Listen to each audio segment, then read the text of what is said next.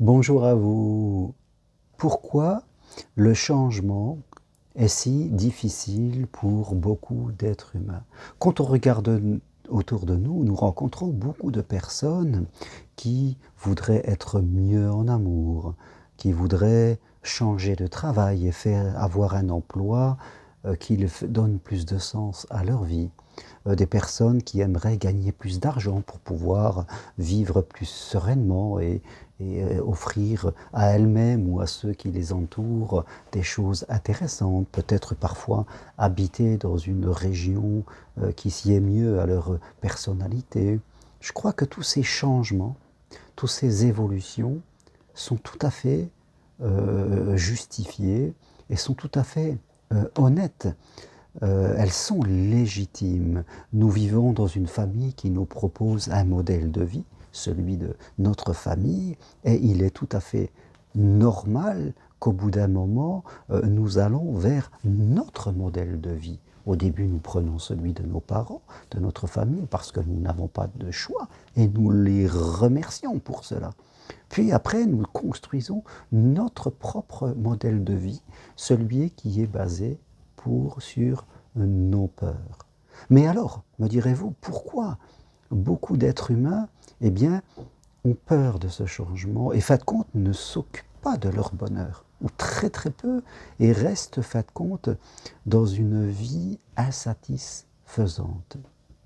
D'ailleurs, un auteur de l'analyse transactionnelle parlait justement de trois vies, comme il le disait. Il parlait de vie perdante, de vie non gagnante et de vie gagnante. Allons un peu plus loin si vous le voulez bien. Je crois que par nature, l'être humain n'aime pas le changement. C'est pas dans notre nature, dans notre facilité d'aller vers le changement. Nous savons que changer, c'est un peu comme partir d'une île et aller sur une autre et traverser un pont.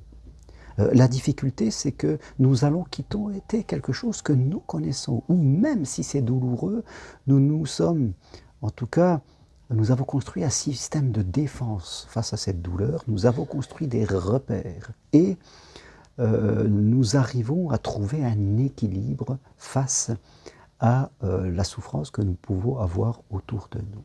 Et je dirais changer, faire un grand changement de vie, pas seulement un petit, eh bien c'est traverser ce pont pour aller vers une autre île. Nous connaissons ce que nous quittons et nous ne connaissons pas exactement vers ce que nous allons, et tout cela crée de la résistance. Nous sommes obligés d'abandonner, il y a toujours un phénomène de deuil, un phénomène de séparation.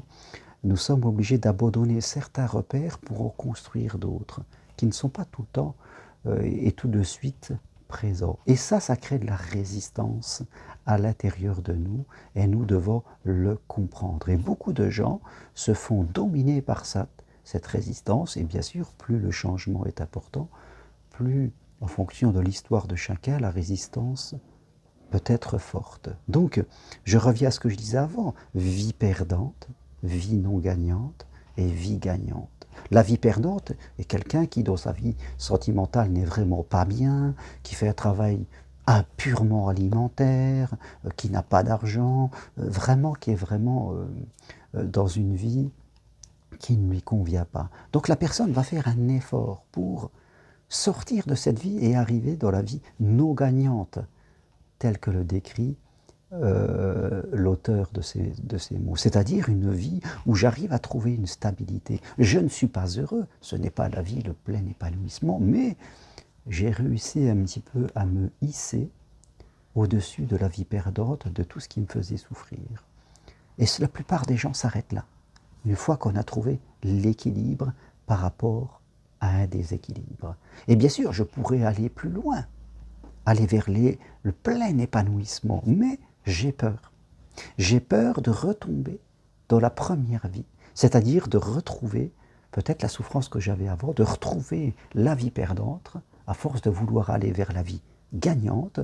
Si je me trompe, si ça ne se passe pas comme je veux, si je me fais surprendre, si les autres ne sont pas d'accord, je risque de retomber dans la vie perdante, donc autant rester comme je suis, une vie standard, on pourrait mieux dire, un couple qui n'est pas heureux mais qui n'est pas malheureux, un emploi, bon, je m'éclate pas, mais c'est pas non plus la mine où je pousse les wagonnets, bon, je n'ai pas beaucoup d'argent, mais il y a pire que moi, hein, il y a mieux que moi, mais il y a pire que moi, donc voilà, on va beaucoup regarder derrière, regarder le pire, on va vouloir éviter le pire, donc rester comme on est statique, et on s'arrête là. La difficulté, c'est que les choses ne durent pas dans le temps et que ce qui peut nous procurer un équilibre pendant certains moments, eh bien, ne le va plus à un autre moment. On le voit, des gens qui se satisfassent d'une vie sentimentale triste et pendant le coup, à un moment, ils arrivent à se satisfaire de cela. Et puis après, un jour, ça bascule.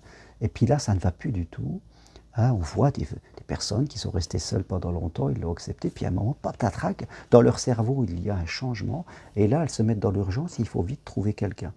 Hein, des gens qui ont vécu avec très peu d'argent, et un jour, ben, voilà, ça augmente, hein, où il y a un problème, et tout d'un coup, ben, je me débrouillais avec 1 200 €, j'étais toujours, voilà, à la limite de me noyer, mais j'arrivais quand même à rester là sur place. Et il y a un événement qui fait que tout d'un coup, là, je me noie et cet événement me met dans l'urgence. C'est souvent comme ça, on se retrouve dans l'urgence quelque part. Et c'est ce qu'on veut éviter. Parce que quand on est dans l'urgence et qu'on réagit à l'urgence, eh bien souvent on n'est pas dans la bonne énergie, on est poussé par la peur et on attire plutôt les problèmes que dans les solutions. Oui. Alors je reviens à la question d'origine. Pourquoi l'être humain, c'est si difficile pour lui de changer? Eh bien parce qu'il se satisfait trop. Quelque part, il manque d'exigence. Il tombe des fois dans une apathie. Il ne se fixe pas d'objectif. Il atteint ce premier palier de la vie tranquille et satisfaisante et ils sont contentes. Et après, souvent, il est pris par son quotidien, c'est-à-dire, eh bien, une fois qu'on va travailler, qu'on fait un travail, après qu'on s'occupe de son intendance, parfois on a des enfants, une fois qu'on a fait tout ça, eh bien, on est fatigué, le temps, il ne reste plus beaucoup de temps pour penser au sens de sa vie, on pense plutôt au loisir et à aller s'amuser, à oublier, à faire des choses qui nous apportent un peu de réconfort, et les années filent, le temps passe vite, mes amis, il passe très vite, et on se retrouve vite, à 40, 50, 60 ans, voire plus, à se dire, waouh, tout ce temps est passé, et j'en suis toujours à la case départ. J'ai la sensation, à un moment, j'ai stabilisé, mais j'ai la sensation de régresser. Donc c'est important, je crois que c'est important de comprendre, c'est que avec changement va résistance au changement. Il ne faut pas en faire un problème, il faut le comprendre. La personne, la femme, la partie de nous qui ne veut pas changer, c'est pas qu'elle ne veut pas changer, c'est qu'elle a besoin de sécurité. Une partie de nous qui veut aller vers l'épanouissement et l'autre qui est vers la sécurité. Donc à nous de bien faire les choses. Et parfois de prendre le temps d'apprendre sur soi pour aller dans l'amour d'une façon différente. Prendre le temps pour se former un métier, pour pouvoir faire sa reconversion dans de bonnes conditions. Voilà des choses qui sont importantes. On se prépare, on fait des choses proprement, tranquillement, en fonction de son histoire, de sa situation. Et c'est ce que dis souvent aux gens que j'accompagne, que ce soit en amour ou aux personnes, je dirais, que je forme individuellement pour devenir psychopraticienne. Eh bien, faites les choses tranquillement. Construisez votre nouvelle vie pas à pas et sans forcément rejeter l'ancienne vie.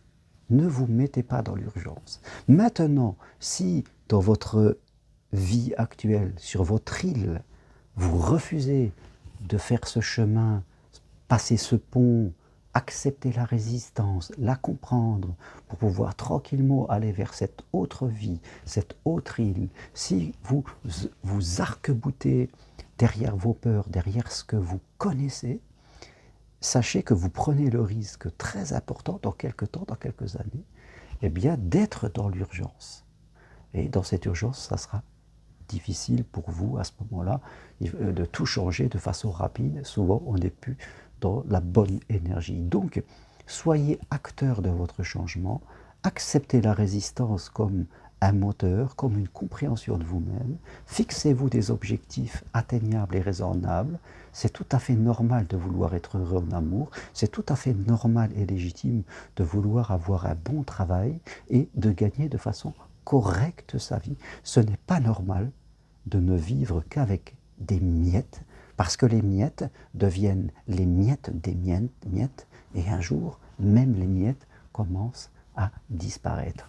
Voilà ce que je veux partager avec vous aujourd'hui. Comprenez tout ça et allez en confiance, tranquillement, vers la vie que vous désirez. Merci à vous. Si vous aimez cette vidéo, appuyez sur j'aime. Si vous voulez aller plus loin, prenez rendez-vous avec moi. C'est possible à distance de chez vous, par Skype, WhatsApp, téléphone. Et si vous souhaitez faire une formation individuelle possible aussi à distance, écrivez-moi. Ou si vous voulez avoir des infos sur une marche Compostelle 2023. Merci à vous, à très bientôt, au revoir.